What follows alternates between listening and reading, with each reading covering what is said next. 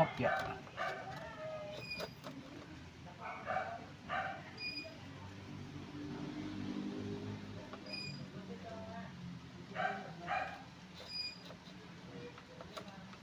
Alogin natin ng konti para pumasok.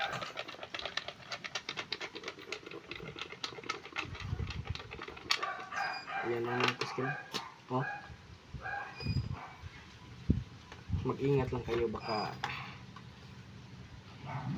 matalsikan kayo sa mata.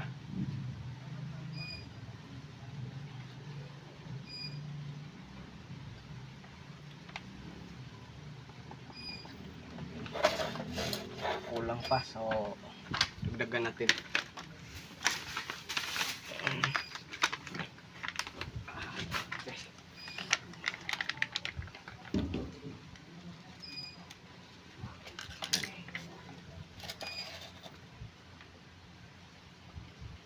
Hop, hop ya.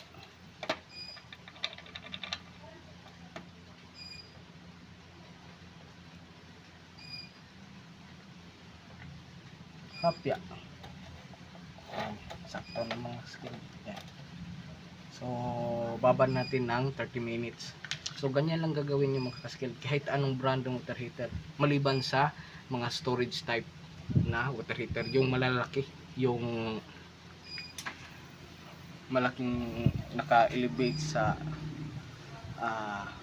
CR nyo, yung pang multi talaga na nagsusupply para sa bathtub, lavatory, shower. Yun medyo malaking gagastuhin nyo sa suka kapag yun ang nililisan nyo. So ito lang ang ina-advise ko, itong mga instant water heater, yung maliliit lang. So yun lang mga skill. Peace out.